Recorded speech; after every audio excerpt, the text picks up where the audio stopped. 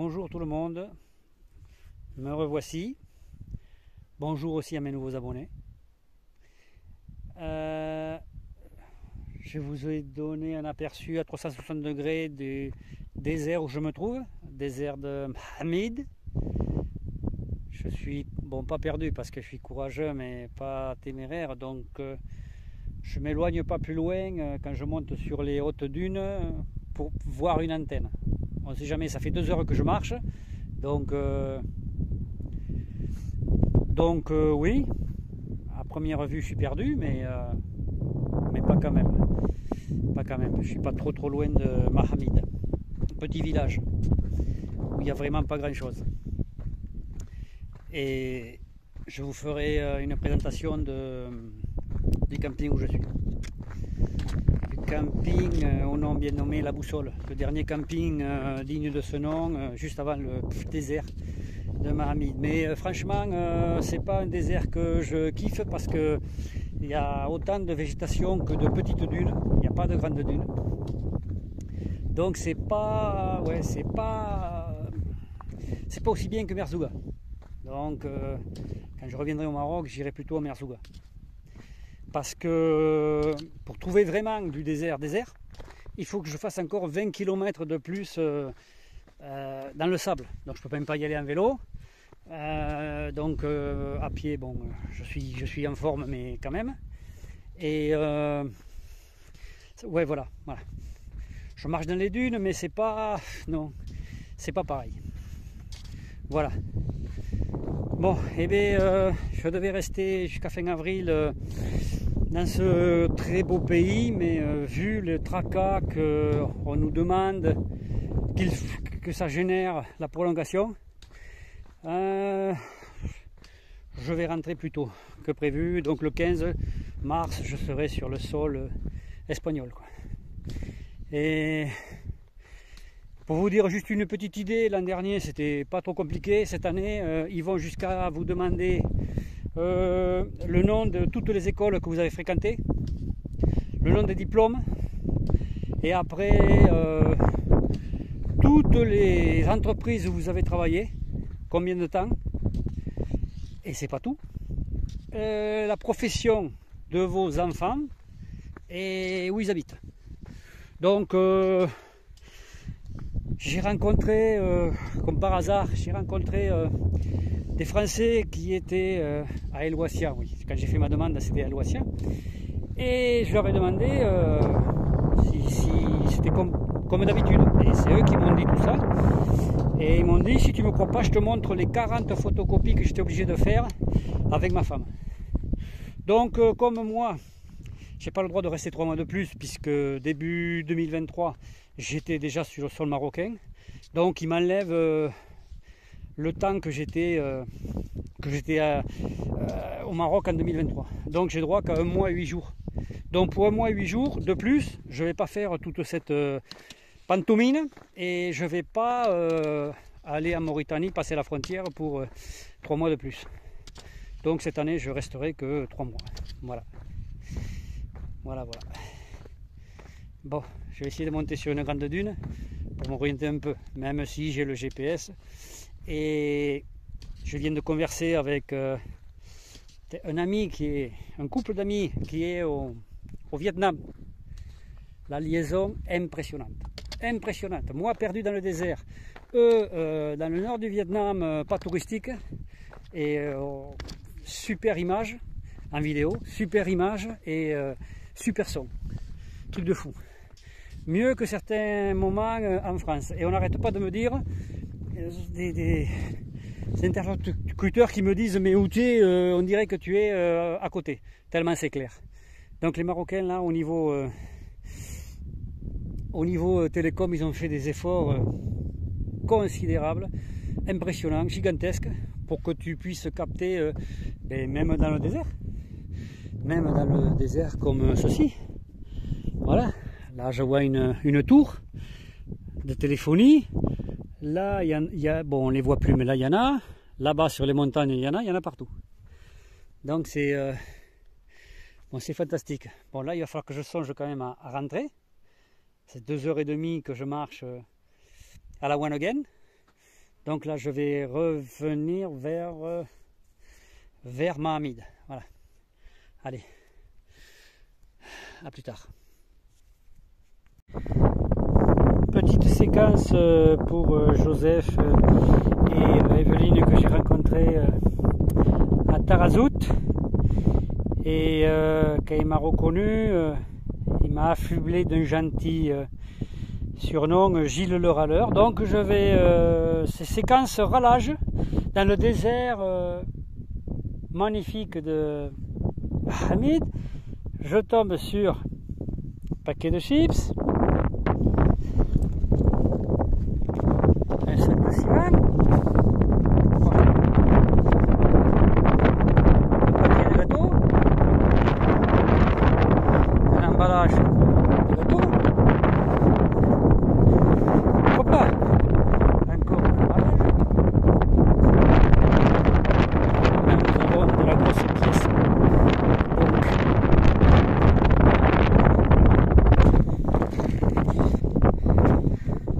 Un sac de farine,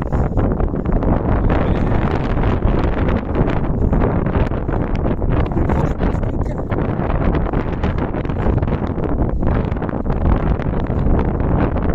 cascazès, poudre détergente, ça va nettoyer le désert avec ça, impeccable. Et ça c'est un emballage de bouteilles d'eau. Et il y en a à foison.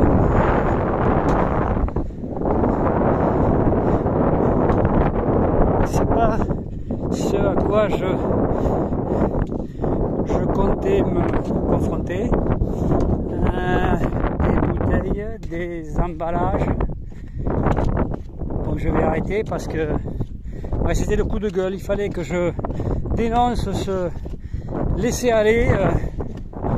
Le vent amène tout dans le désert, donc ouais, c'est pas cool. C'est pas cool. Ah non, encore des bouteilles, des bonbons. C'est catastrophique. Ouais, c'est catastrophique.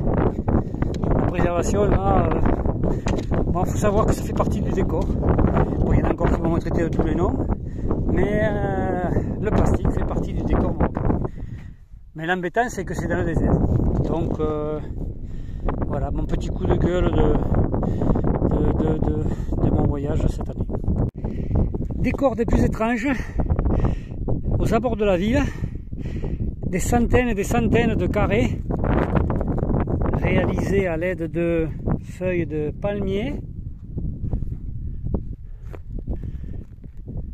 Je ne comprends pas, donc il y aura sûrement des Marocains qui vont me laisser des commentaires pour m'expliquer. Donc moi je pense que c'est pour éviter l'ensablement de la ville,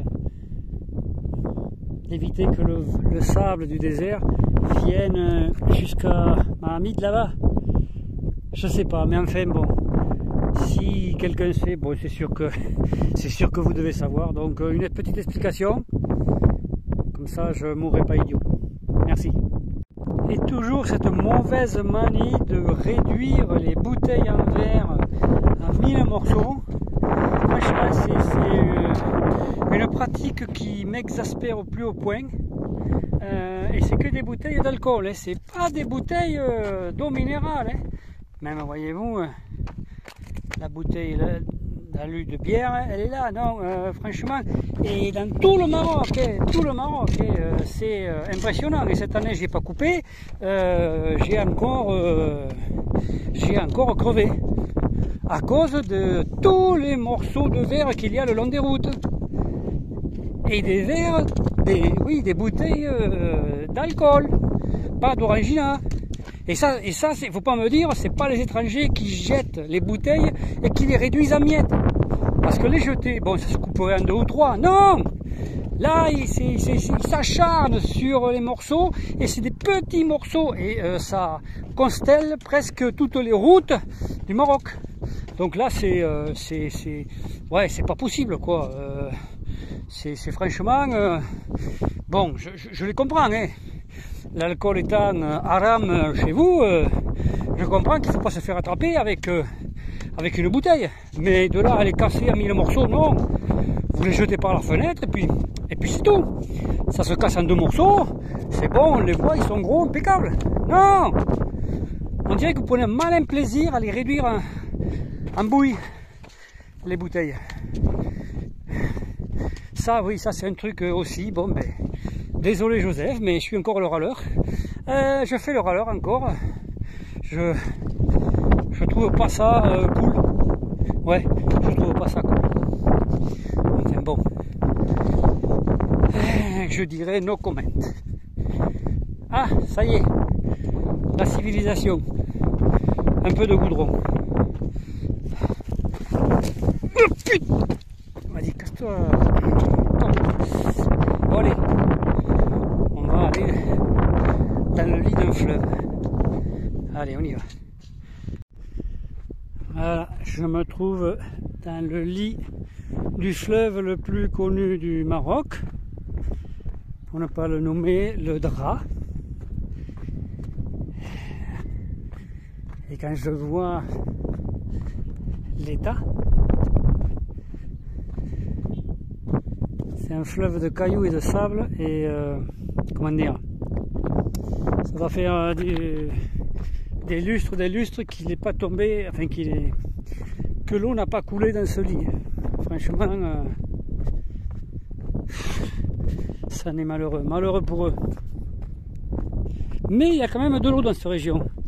La dernière fois que je me suis perdu dans le désert de ce côté, que justement je cherchais le Dra alors que je l'avais dépassé, je suis tombé sur les plantations de blé, enfin c'était vert, ouais, de blé peut-être, hein, dans une palmeraie, et quelqu'un pompait l'eau du sous-sol et à gros débit et à irriguer les parcelles. J'aurais dû filmer pour vous montrer. Donc en sous-sol il y a de l'eau. Je ne sais pas combien de mètres, mais c'est une région qui a de l'eau en sous-sol. Voilà. Donc mon camping n'est pas loin. Je vais vous le présenter. De lit de fleuve asséché, ça s'est transformé en déchetterie alimentaire, déchetterie du bâtiment, tas de cailloux avec des chiffons, mélange de yaourt et de conserve. Voilà. Donc là nous sommes derrière Mahamid et les rues sont assez propres et vous savez pourquoi. Voilà, vous savez pourquoi. L'état du lit du drap, voilà. Donc il est asséché mais pas pour toutes les catégories. C'est fantastique. Et en sortant du lit du drap, je tombe sur un enclos. Sur un enclos à dromadaire. Voilà les briques. Voilà les briques. On dirait des morceaux de béton. Et voilà le ciment. On dirait de la terre, ouais, de la terre mouillée. Et particularité des dromadaires dans ce coin du Maroc, c'est qu'ils sont bien plus, c'est qu'ils sont bien plus bronzés que la normale, quoi. Et même il y en a comme celui-là, il est noir. Tu as peur de moi? Non, et tu fais 2 fois ma taille. Oh. T'as peur de moi? Non, t'as pas peur de moi. Plutôt moi qui ai peur de toi. Et oui, c'est plutôt moi qui ai peur de toi. Oh mon pauvre, toutes ces mouches qui t'embêtent. Non mais ça va, t'es pas trop maigre. Tu dois manger. Oh là là là là, mais même ils t'attachent dans l'enclos les spates. C'est pas possible. Bon, t'as un peu d'eau, ça va. Bon, courage. Courage. J'aimerais pas avoir ta vie. Des ruines de maisons, comme à Mahamid, il y en a une quantité industrielle.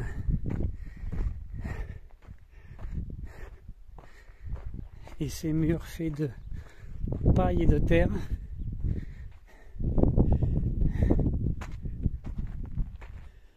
Mais là, ça devait être peut-être un camping, parce que vu le nombre de WC et le nombre de douches, et même la terrasse, c'est pas du béton, on dirait que c'est de la terre, avec des fils électriques à Balaguer.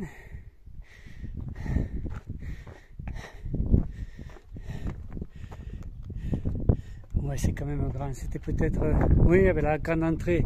Oui, c'était soit un hôtel, soit une auberge, soit, ouais, à tous les coups. C'est une ancienne, ouais, c'est une ancienne auberge avec sa porte monumentale, royale.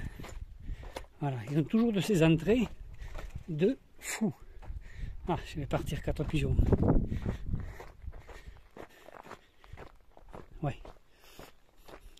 À l'origine, c'était ouais, une auberge, un hôtel. Oui. Pas une aire de camping-car, non. Trop petit.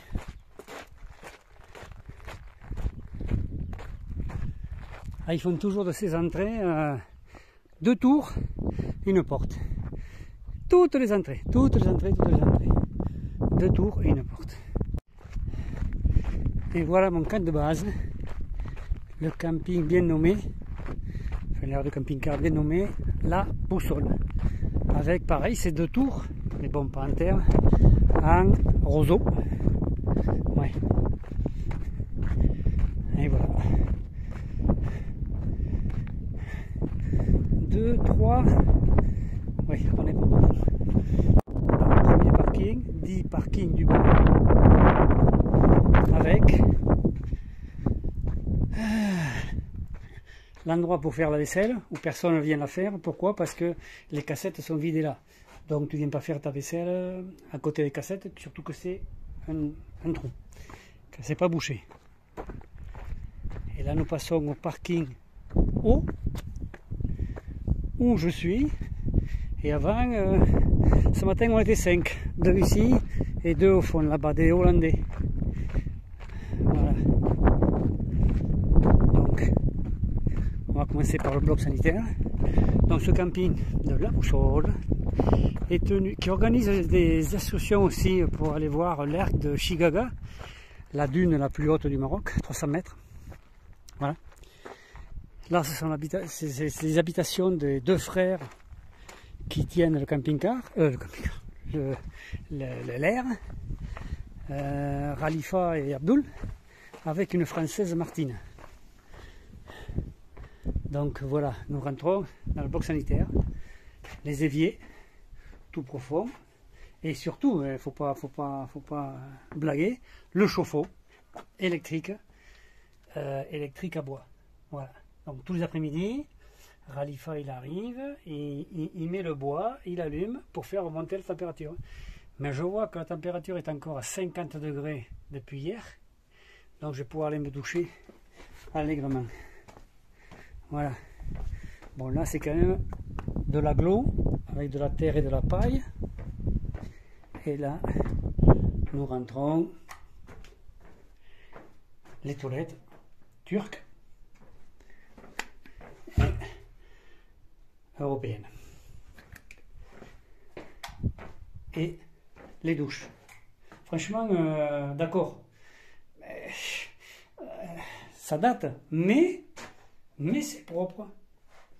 Faut être honnête, c'est propre. Là, si tu veux te raser, c'est pas peine de... Ouais, tu te raser, là, et la petite machine de 6 kg. Voilà, 50 dirhams. Voilà, donc le prix, c'est 70 dirhams la place, plus 20 € l'électricité.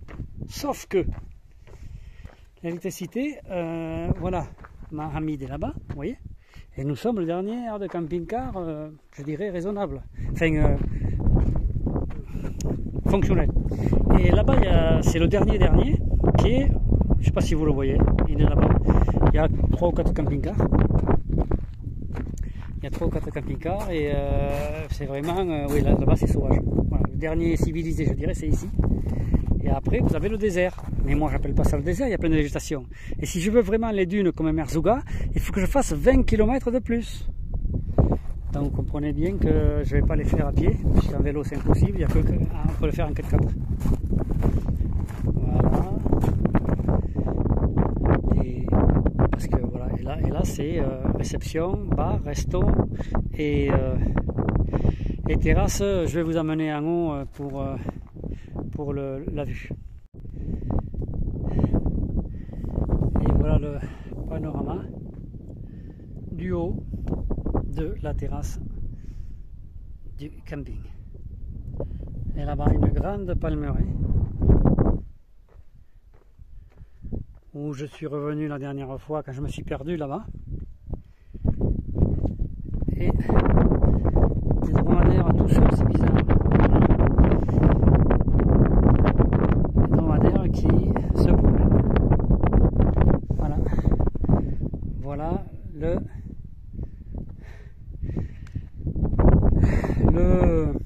la terrasse. Donc encore 2 anecdotes pour raconter. À l'abri du vent, ce sera mieux. Quand je suis allé dans le désert de ce côté, en cherchant le drap, alors que le lit de drap il est juste là, mais moi je le cherchais bien plus loin parce que j'étais parti comme ça sur quelques kilomètres, et après j'ai tourné à gauche, je suis parti par là-bas, en pensant que le drap était là-bas, sauf que je l'avais dépassé. Donc je suis allé dans le désert et je suis tombé nez à nez, pas avec un chien, ni 2, ni 3, ni 4, ni 5, mais 6 chiens, un peu sauvages, affamés. Et j'avais que 2 pierres, à la main. Donc, bon, j'étais pas fier. 2 pierres contre 6 chiens. Donc,